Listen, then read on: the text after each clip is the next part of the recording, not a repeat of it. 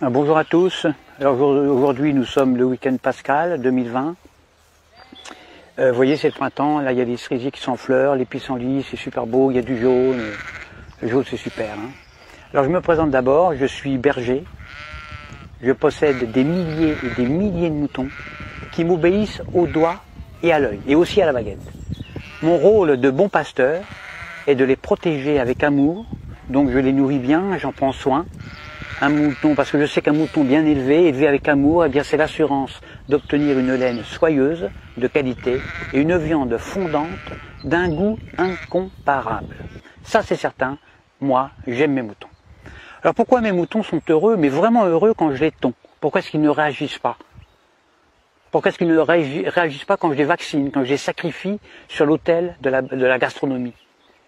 Il y a un mystère, il y a un mystère. Surtout quand on sait que moi, je suis qu'un petit bonhomme fragile, qui ne ferait pas le poids face à un mouton en colère. Un seul mouton en colère, un seul bélier peut me tuer d'un seul coup. Eh bien le secret, le voici. Pour qu'un troupeau de milliers de moutons soit docile, soumis, obéissant, eh bien il suffit de jouer soit sur la peur, soit sur leurs besoins de sécurité. Exemple, quand j'ai besoin de les tondre, ou de les vacciner, ou de les confiner, ou même de les mener à l'abattoir, eh bien je leur crie « Attention, voilà un loup, il y a un gros loup !» Donc là, je joue sur la peur. Courez vite dans la bergerie, allez vite, vite, vite, réfugiez-vous là-bas. Besoin de sécurité. Et là, dans une psychose collective, où ils se piétinent les uns les autres, ils se carapatent tous dans la bergerie, sans même réfléchir, parce qu'ils sont heureux de se retrouver en sécurité, confinés dans la bergerie, loin des dents du loup. La peur court-circuite la réflexion. Elle fait exploser leurs neurones. Alors déjà, qu'un mouton, il n'y en a pas beaucoup. Alors pendant que leur attention est dirigée vers le loup, eh bien moi, tranquillement, je les tonds, je les vaccine, je leur tatoue le gigot, je puce les rebelles, je castre les chefs, bien sûr, en leur injectant des médicaments, etc., etc. Et quand j'ai fini mon travail, eh bien je les relâche tout doucement par petits groupes. Alors c'est vrai qu'ils se sont fait tondre, ça ils s'en rendent compte, ils le voient, mais ils sont heureux d'avoir échappé au gros loup. Ils sont tondus, mais encore vivants, donc contents, heureux.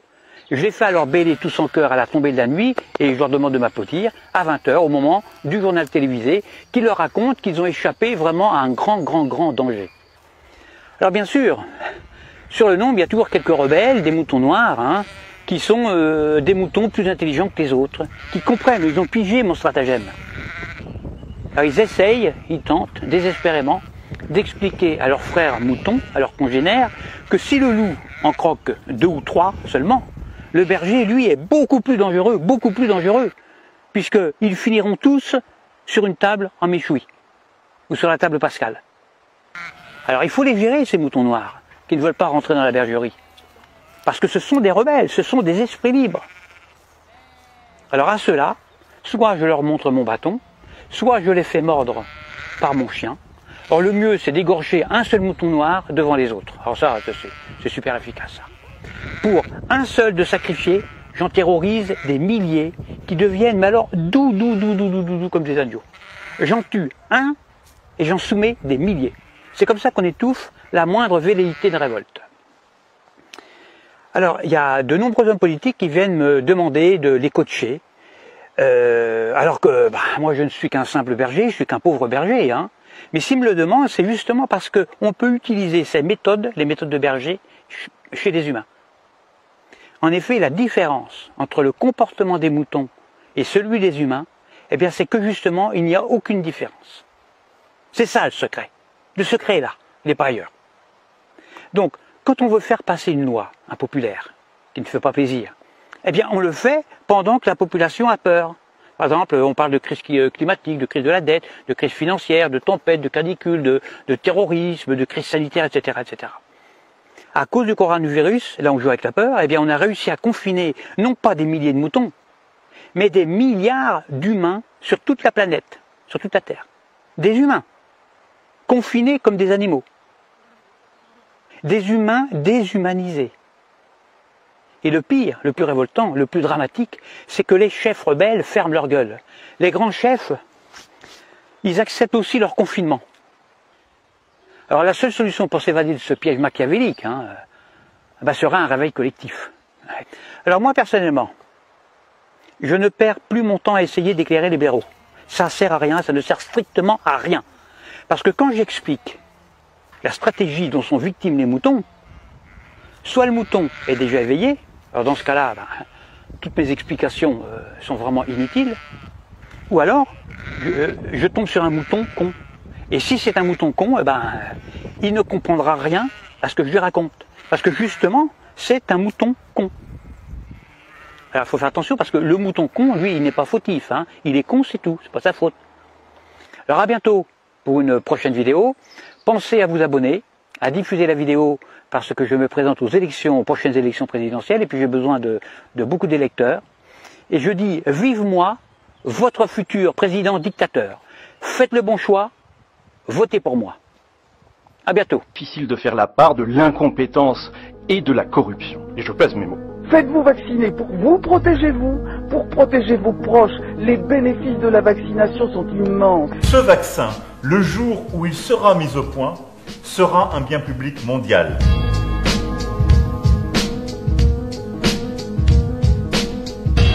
C'est-à-dire qu'il n'appartiendra à personne, mais nous appartiendra à tous.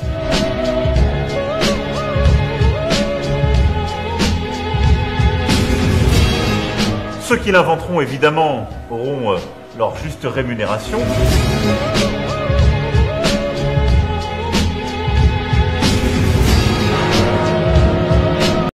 Il y a quelques années, je ne sais pas si vous vous souvenez, il y a eu un tremblement de terre à Kobe, au Japon. Couverture vaccinale au Japon, parce que là on ne rigole pas, hein, il n'y a pas de choix, il n'y a pas de liberté non plus. Couverture vaccinale, 98%. L'eau a été coupée, l'eau potable a été coupée.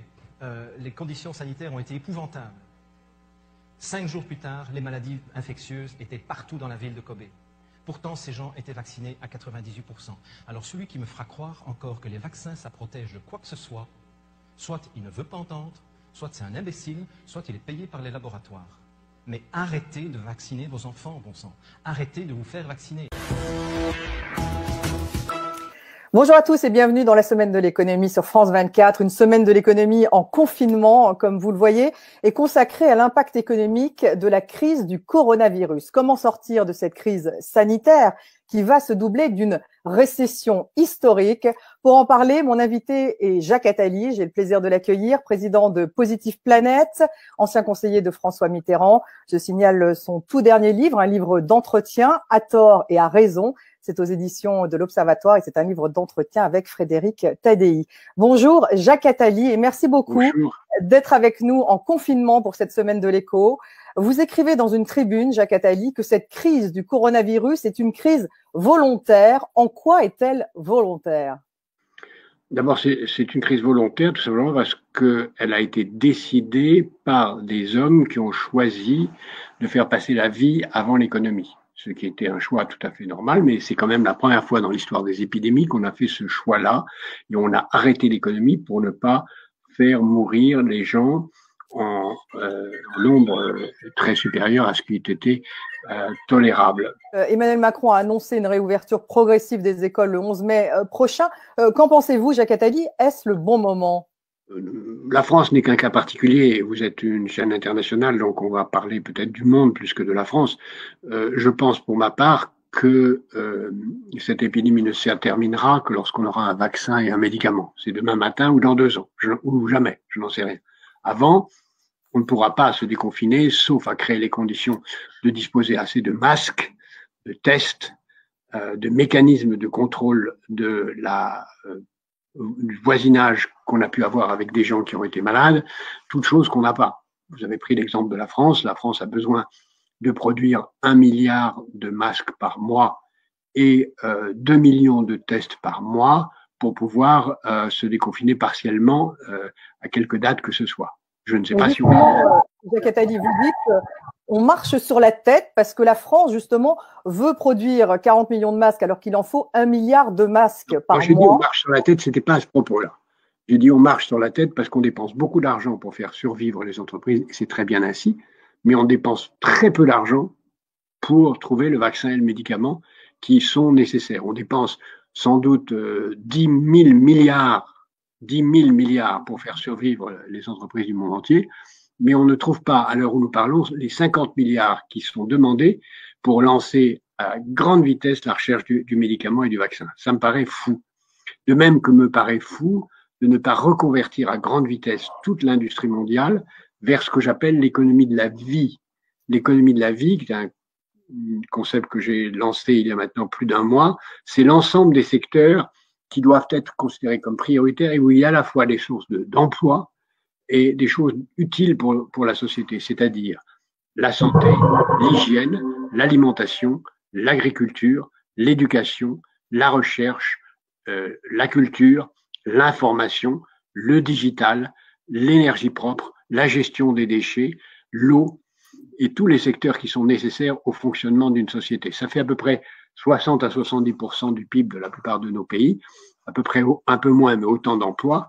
Beaucoup d'autres secteurs sont moins prioritaires. Il faut que toutes les entreprises pensent à savoir comment elles peuvent se reconvertir dans ces secteurs-là.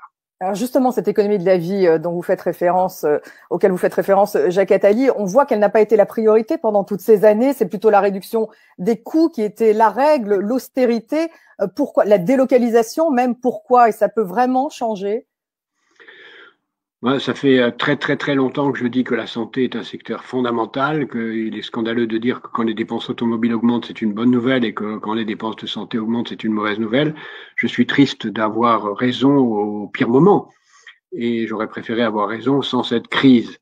Il faut à tout prix aujourd'hui considérer que là, les secteurs de l'économie de la vie sont une priorité. Cesser d'employer des mots aussi absurdes que prélèvement obligatoire ou charge qui discréditent des dépenses absolument majeures et utiles en matière de financement de l'économie de la vie et se rendre compte que ces secteurs, qui sont très nombreux dont je viens de parler, qui sont des sources d'innovation, de progrès, de culture, d'évolution majeure, moins futiles que d'autres, sur lesquels on a mis beaucoup de moyens pour l'instant, méritent d'être développés. J'espère qu'on le fera. C'est d'autant plus important que c'est en le faisant qu'on sortira de la crise. C'est pas en continuant à faire survivre des entreprises qui ne vont que mourir un peu plus tard qu'on va développer les secteurs qui nous permettront de vivre dans l'avenir. Alors justement, vous dites que cette crise a un coût immense. Je vous lis, Jacques Attali, 10 000 milliards de dollars, vous dites, sont engagés dans cette bataille. Si on compte à la fois les plans des banques centrales, les plans de relance, 10% du PIB mondial. Cet argent, vous écrivez, plus ou moins imaginaire, ne trouve son sens que si on est convaincu qu'on pourra mettre fin à la crise. Or, ce n'est pas le cas, vous dites. Pourquoi ? Mais oui, parce que, à moins que demain matin ou dans 10 minutes, on nous annonce que le vaccin et le médicament sont là, on ne fera rien on ne sortira pas véritablement de cette crise. Pour en sortir, il faut vraiment reconvertir notre économie dans les secteurs de l'économie de la vie et pas simplement soutenir à bout de bras des entreprises qui n'ont pas de signification. Par exemple, le secteur de l'automobile ou le secteur de l'aviation, si on ne les reconvertit pas à grande vitesse vers les énergies propres, si on ne fait pas en sorte qu'ils fassent partie de l'économie de la vie pour affronter la crise suivante, après celle de la pandémie, c'est la crise climatique, si on ne le fait pas, on n'aura fait rien d'utile. Et cette pandémie qu'on avait prévue, je fais partie de ceux qui l'avaient prévue il y a 10 ans, mais j'étais loin d'être le seul, et si on l'avait préparée, on n'en serait pas là, que ce soit au moins une leçon pour préparer la suivante, c'est-à-dire la crise climatique. Et ne pas donner de l'argent sans condition à des entreprises qui doivent absolument se réorienter vers les énergies propres. Mais ça veut dire des mesures de long terme, ce dont vous parlez, Jacques Attali. Le long terme commence aujourd'hui, c'est ce que dans la Fondation Positive Planète, nous appelons l'économie positive, celle qui travaille dans l'intérêt des générations futures. Encore une fois, si on avait travaillé dans l'intérêt des générations futures il y a 10 ans, on n'en serait pas là. Et aujourd'hui, si on veut que notre société survive, il faut aller à marche forcée vers l'économie de la vie, dans l'intérêt des générations futures et dans l'intérêt des vivants d'aujourd'hui. Vous dites que la priorité aujourd'hui, ce n'est pas la recherche autour du vaccin, alors qu'on devrait mettre le paquet sur la recherche de ce vaccin. Et pourtant, on a l'impression qu'il y a une compétition, une concurrence entre les différents pays sur la recherche du vaccin. Donc, elle est illusoire, cette compétition. Non, mais il n'y a pas de compétition, il y a émulation. Et ce n'est pas les pays, c'est des chercheurs. Évidemment qu'il y a beaucoup d'équipes. Il y a 100, 150 équipes qui travaillent. Et ce n'est pas une concurrence, puisque évidemment, si quelqu'un trouve un vaccin opérationnel, il sera utilisé par la planète entière. Ça sera un bien commun de l'humanité. Et on sait déjà qu'il y a de l'argent pour le produire et le distribuer. Ça prendra un peu de temps, mais il y a de l'argent pour ça. Par contre, il n'y a pas assez d'équipes qui le recherchent. Pourquoi? Parce que c'est parti par la base, par de nombreuses équipes privées, publiques, associatives, universitaires dans l'entreprise. Mais il n'y a pas de grands projets massifs. On ne dit pas aux chercheurs dans tous les domaines, réorientez-vous, cherchez. On ne dit pas au laboratoire, mettez-vous en situation de marche forcée pour trouver ce vaccin. On ne le dit pas. Les pouvoirs publics dans aucun pays ne sont dans cette orientation. Et pourquoi on ne le dit pas alors que pourquoi est-ce que ce n'est pas la priorité aujourd'hui? Parce qu'on continue à penser que le marché suffit, alors que le marché visiblement ne suffit pas, et que là, il faut se mettre en économie de guerre et pousser tant nationalement qu'internationalement à faire que ça fonctionne. Et aussi parce que l'OMS, l'organisation qui doit le faire, est aujourd'hui un champ de bataille politique et non pas un lieu d'action sanitaire. Il faudrait modifier cette OMS, la réformer suite à cette crise. On n'a pas le temps, il faut agir avec elle comme elle est et puis utiliser l'OMS pour faire régler ce problème au plus vite. Après, on verra. Emmanuel Macron a appelé à annuler la dette des pays d'Afrique. Jacques Attali, le G20 a mis en place une sorte de moratoire sur l'intérêt de la dette. L'Afrique va-t-elle payer le prix fort de cette crise? On ne sait pas, mais certains scénarios très sombres parlent de 500 millions à 1 milliard de contaminés et plusieurs millions de morts en Afrique. Donc ça, c'est des scénarios si rien ne se passe. Mais j'espère que ce scénario n'aura pas lieu et que les pays africains, dont certains d'ailleurs sont formidables, le Maroc ou le Sénégal, ont mis en place des stratégies incroyablement efficaces, extrêmement innovantes et qui semblent leur permettre d'avoir un temps d'avance même sur les pays les plus développés.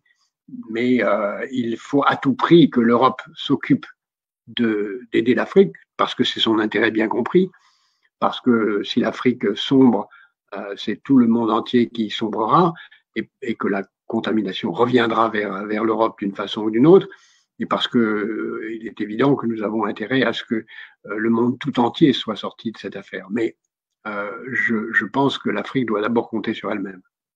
L'Allemagne est citée un peu comme un exemple, Jacques Attali, de la gestion de la crise, avec à la fois plus de lits de réanimation, moins de morts. Pourquoi s'en sort-elle mieux? Je ne sais pas comment les Allemands comptent leurs statistiques, et donc sous réserve de cela, je n'ai pas d'avis. Il semblerait en tout cas qu'ils aient plus de lits de gestion d'urgence et que ils ont mieux compris l'importance de la contamination réduite. Il est très important aujourd'hui de faire en sorte que le taux de contamination par quelqu'un soit inférieur à 1, c'est-à-dire qu'une personne contamine moins d'une personne. Aujourd'hui, sans effort de confinement, une personne peut contaminer 5 ou 10 personnes. Aujourd'hui, avec le confinement, on pense qu'on est descendu autour de 2 et il faut descendre au-dessous de 1. Et les Allemands l'ont compris et commencent à descendre au-dessous de 1. Mais pour descendre au-dessous de 1, il faudra aller beaucoup plus loin que là où on va. Il faudra, dans tous les pays, isoler celui qui est contaminé de sa propre famille. Donc, il faut trouver des lieux pour mettre soit la famille qui n'est pas contaminée, soit celui qui est contaminé ailleurs. C'est la seule chose qui va permettre de faire réduire véritablement le taux de contamination. Les Allemands l'ont compris et commencent à mettre à part les familles des contaminés. Est-ce que la France paye sa désindustrialisation, la délocalisation de son industrie? De toute façon, ce problème est mondial, la solution peut être mondiale, elle doit être d'abord européenne. Il faut qu'on se mette ensemble en Europe pour le faire.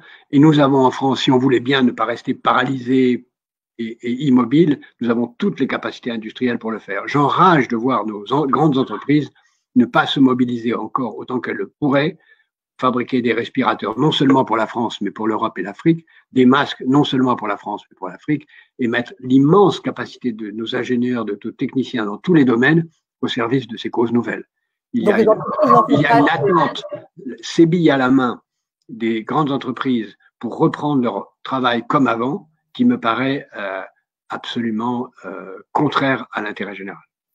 Vous avez écrit, Jacques Attali, que chaque épidémie majeure, je vous lis, conduit à des changements essentiels dans l'organisation politique. Vous parlez de la grande peste du XIVe siècle qui a participé à la remise en cause radicale de la place politique du religieux.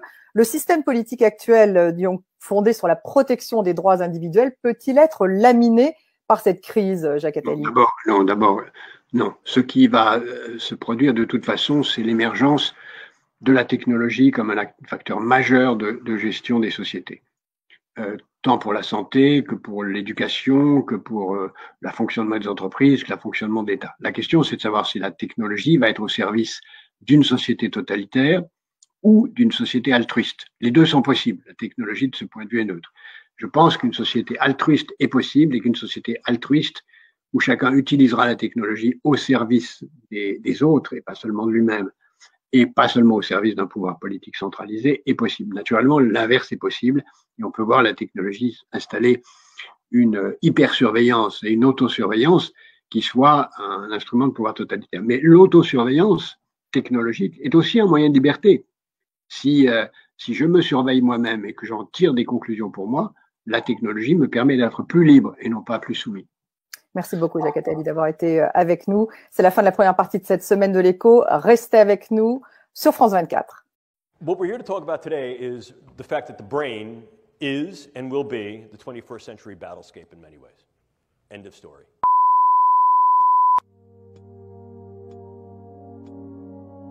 You will encounter some form of neurocognitive science that has been weaponized not only in your military career, but in your personal and professional lives. It is valid, valuable, and already in operational play. The brain is the current and future battle space. What's new about this is the in-close nature of this. Increasingly, we're not seeing these things as weapons of mass destruction against gross aspects of the population. More specifically, perhaps, might be targeting individuals on a level that allows either direct attribution or covert engagement with non-attribution. If we talk about what brain science is, let me just give you a little bit of brief background on this field that is now called neuroscience. As a titular field, as a named field, neuroscience has only been in existence for 40 years. I know that because I've been a neuroscientist for about 38 of those 40 years. Increasingly, it is becoming an international, multinational, global, and independently exercised event and endeavor, which increases the capability of the brain sciences to develop not only new theories, but ever more sophisticated tools. So, how then can we use these elements as weapons, means of contending against others? Formal definition of a weapon, probably the one that you've heard about most recently, most contemporaneously in the literature, is the possibility to use some form of directed energy to affect physiology peripherally and also to affect the physiology and health of the brain. Case in point here, U.S. Embassy personnel in Havana and possibly in China. Clearly, one of the things we can also do is transcranial neuromodulation, the idea of going through the skull to modulate the node and network activity of the brain, to implant certain brain-machine interfaces. These are many of the DARPA programs that you may hear of now. Probably the one that is most notorious is something called the N3 program, which is the non-invasive neurosurgical neuromodulation program being run by their program manager, Dr. Al Mundy. The idea here is to put minimal-sized electrodes in a network within a brain through only minimal intervention to be able to read and write into the brain function in real time, remotely. And then, of course, you also have the things that are a little bit more traditional. If we talk about things that can be operable in the biochemical space, we ordinarily talk about drugs, bugs, toxins, and ever more, we're considering devices. I can disrupt an individual from the level of their cell to their system, and disrupt individuals on a variety of levels, from individuals all the way up to the social fabric. Target a specific individual, change or eliminate that individual with very little attribution and trace, and be able to leave prior to any attribution. Drugs can be exceedingly specific, and as I'll show you in a moment, can be very, very much used to individualize weaponology in terms of what we call precision pathology or precision effect. And by affecting the way that brain is built and the way it functions, influence in ways that are kinetic and non-kinetic the attitudes, beliefs, thoughts, emotions, activities. Look at the power that understanding tools and techniques of the brain sciences afford. We also see the use of biodata as a viable weapon. Manipulating biodata so that I can then put into your particular medical records subtle information that may change the disposition of whether you're sick or not, change how you're treated, influence the postures that go to you in terms of insurance, care, viability for military service. By altering that information, by changing those data, by purloining those data, I essentially change the you of you. And I can do that in very subtle and insidious ways. Furthermore, I can do that on a variety of different levels that can affect key individuals so that in fact your medical record changes to thereby render you incapable or at least invalid to be able to serve in a way you're serving. Or I can do that on a much larger scale, groups, populations. One of the newest developments is that nanoparticulate matter can be stabilized for distribution. If you're not aware of what nanoparticulate matter is. It's that matter which exists on a scale of 1 × 10⁻⁹. Very, very small. Smaller than a cell. And we can manufacture materials that have discrete properties that can be controlled by virtue of bioengineering and their physical chemistry. I can create small robotic units, controllable robotic units at the nanoscale, and that these too can be aerosolized to create a nanoswarm of biopenetrable materials that you cannot see, that can penetrate all but the most robust biochemical filters, that are able to integrate themselves through a variety of membranes, mucous membranes, and wherever, mouth, nose, ears, eyes, can be then uptaken into the vascular system to create clumping, can affect the vascular system of the brain, or can directly diffuse into the brain space, and these can be weaponized. And they can be done in such a level that their presence is almost impossible to detect, and as such, the attribution becomes exceedingly difficult to demonstrate.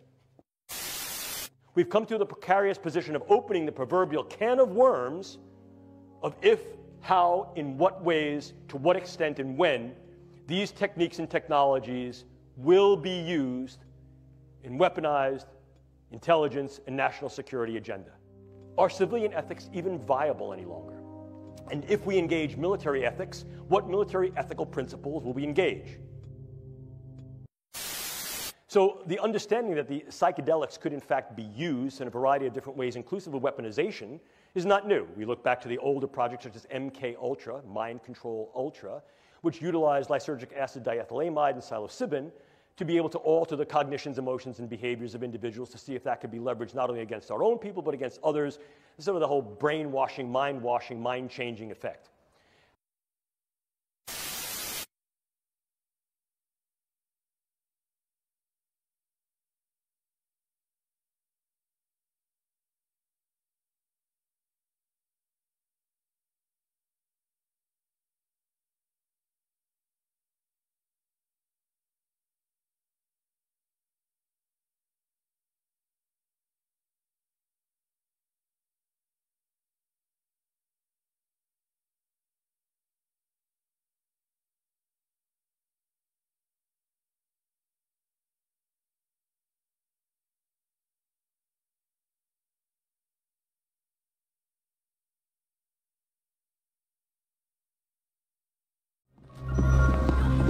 All right, what's going on?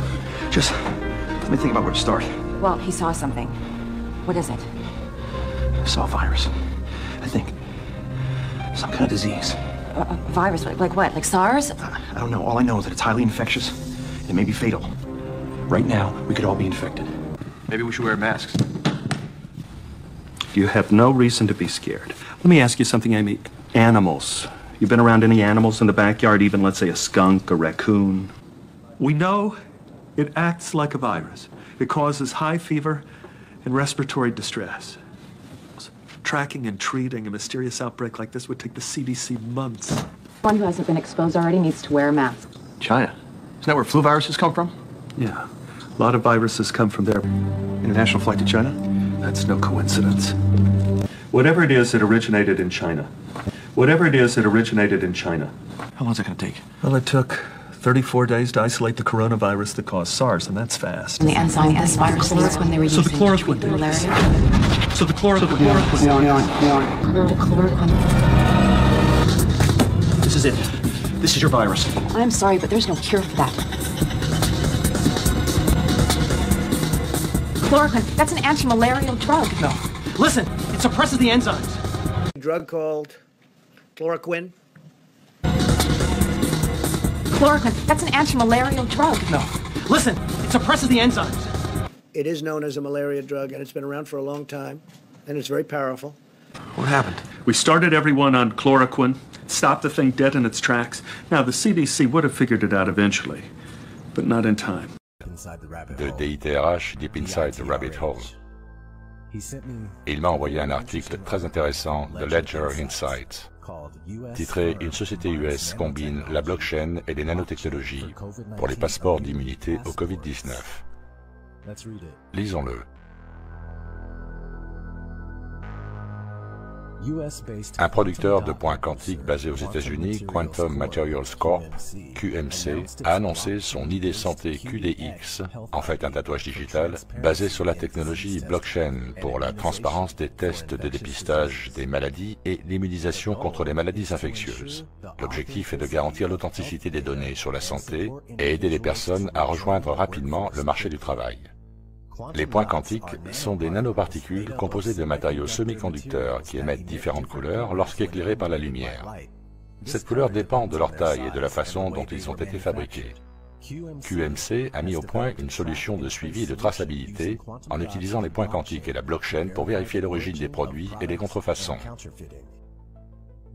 Le procédé d'authentification est combiné avec l'ID Santé QDX pour le contrôle et le suivi des épidémies de maladies telles que le Covid-19. Le procédé authentifie les personnes testées, les personnes administrant les tests et les kits de test. En termes plus simples, l'ID Santé QDX assure que les données de test sont sécurisées et non altérées. Actuellement, les rapports de santé et les certificats médicaux sont délivrés sur papier, ce qui les rend faciles à falsifier. Non seulement ce service permet-il d'améliorer les résultats pour la santé des patients, mais il soutient aussi les certifications de retour au travail, parfois appelées passeports d'immunisation, nous dit Stephen B. Squires, président et directeur général de QMC. Donc, nous allons devoir avoir des certificats de retour au travail.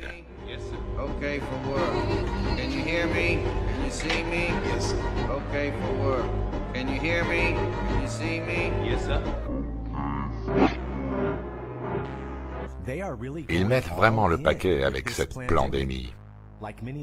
Comme beaucoup d'entre vous qui sont abonnés à cette chaîne, je savais que ce genre de truc allait arriver, mais je ne pensais vraiment pas qu'ils allaient agir si rapidement. C'est une insanité. Je suis vraiment choqué de la tournure que cela prend. Quoi qu'il en soit, continuons cette lecture. Avec les données sur la santé supportées par la blockchain, les gouvernements et les organismes de santé peuvent formuler de nouveaux plans et mesures de sécurité pour contenir la propagation du Covid-19 et d'autres maladies. De plus, les utilisateurs individuels peuvent évaluer leur passeport de vaccination en utilisant une application mobile. Cette application utilise des indicateurs en code couleur vert, jaune et rouge. Si l'application affiche l'indicateur vert, l'individu a l'autorisation d'interagir dans les environnements sociaux et professionnels. Cet indicateur peut être partagé et authentifié par d'autres en utilisant un code QR. Mais qu'est-ce que c'est que ce bordel? L'autorisation d'interagir dans le domaine social et les environnements de travail? Jusqu'où la dystopie peut-elle encore aller? Avec cela, nos droits et nos libertés sont jetés par la fenêtre. Incroyable. Continuons. Le monde doit avoir un système qui élimine la crainte et l'anxiété de ne pas savoir qui est en mesure de retourner au travail, déclare Les Paul, PDG de QMVT, l'unité chargée des ventes et du marketing des innovations de QMC. Non mais je rêve. Les craintes et l'anxiété de ne pas savoir qui est capable de retourner au travail. Personne autour de nous n'a cette idée en tête. Cela est en train de nous être imposé de force. Poursuivons. Le procédé est hébergé sur le cloud Azure de Microsoft et peut s'intégrer au système de collecte de données médicales existant. Bien sûr, c'est Bill Gates. Microsoft est complètement impliqué dans cette histoire. Il s'appuie sur l'entreprise Sawtooth Hyperledger Blockchain et pour les contrats intelligents sur le Digital Asset Modeling Language, le DAML.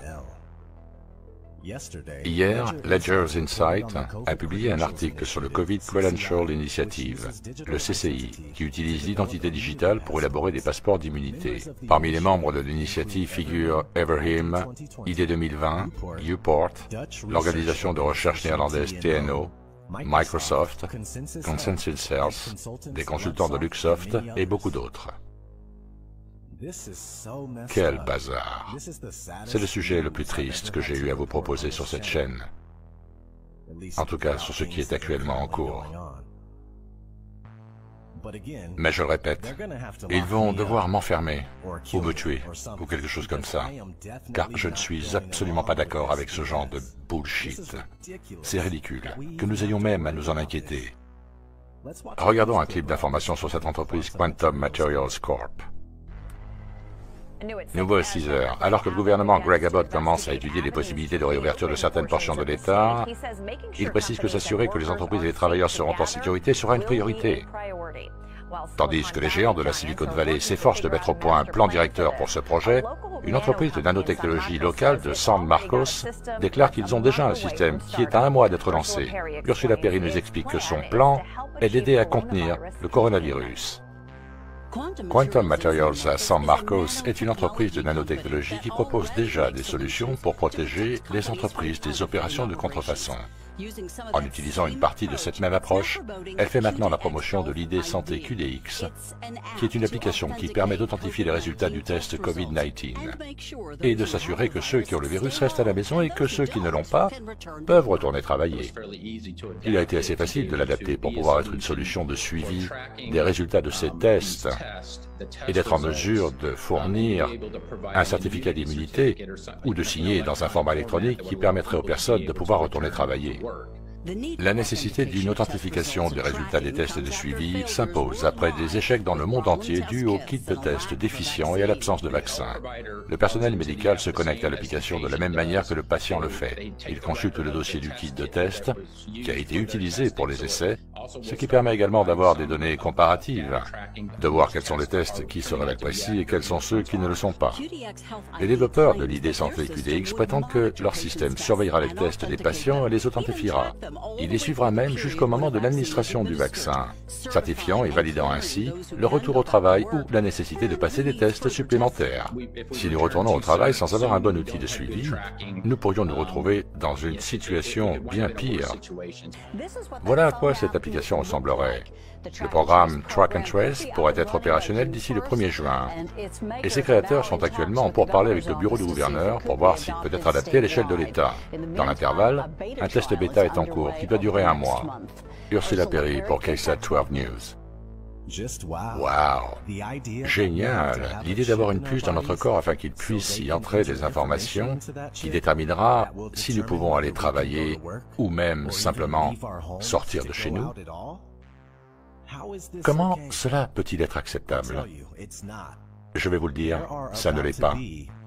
Beaucoup de problèmes vont surgir, parce que je connais beaucoup de gens qui ne vont pas l'accepter. Donc ils vont devoir nous attraper, nous retenir et finalement utiliser les camps de rétention que la FEMA a déjà mis en place. Le dernier paragraphe de cet article parle du COVID Credential Initiative. Voyons voir de quoi il s'agit en allant sur covidcreds.com. La COVID Credential Initiative, CCI, est une collaboration de plus de 60 organisations travaillant au déploiement de solutions vérifiables en matière de référence, afin d'aider à stopper la propagation du COVID-19. Notre objectif est simple. Nous voulons permettre à la société un retour à la normale d'une manière contrôlable, mesurable et qui préserve la vie privée. Cette initiative est une réponse directe aux nombreux appels en faveur d'un passeport d'immunité, un certificat numérique qui permet aux particuliers de prouver et d'exiger la même chose des autres. Ils ont récupéré, après avoir été testés négatifs, ont été testés positifs pour les anticorps ou ont reçu une vaccination. Dès que celle-ci sera disponible, en prouvant un certain niveau d'immunité, les particuliers pourront commencer à participer à nouveau à la vie quotidienne.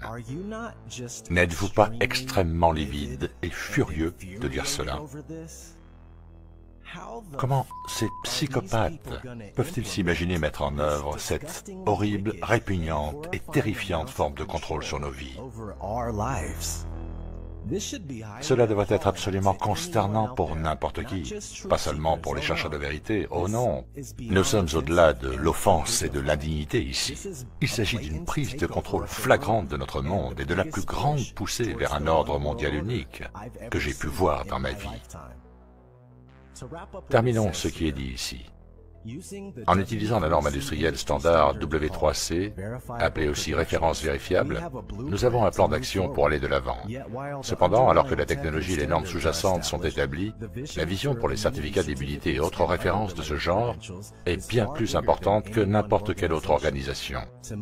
Pour avancer vite et selon l'échelle requise, nous avons besoin d'une véritable collaboration sur tous les fronts, et nous lançons une invitation ouverte à toute organisation ou individu cherchant à participer à cet effort. Se réunir pour de bon. Bon sang. Plus de 200 contributeurs, plus de 60 organisations globales, plus de 7 flux de travaux. Tous ceux qui sont impliqués dans cette affaire sont tout simplement ignobles et repoussants, des ordures sataniques malfaisantes, des morceaux visqueux toxiques. Ces personnes devraient être effacées de la face de la Terre, tellement celles-ci sont ignobles et répugnantes.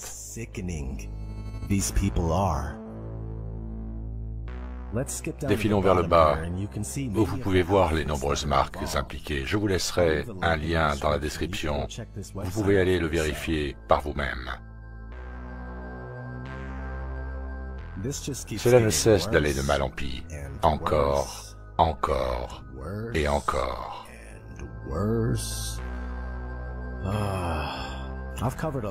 J'ai couvert beaucoup de choses de ce qui va venir dans mes dernières vidéos. Assurez-vous de les regarder si vous ne l'avez pas déjà fait.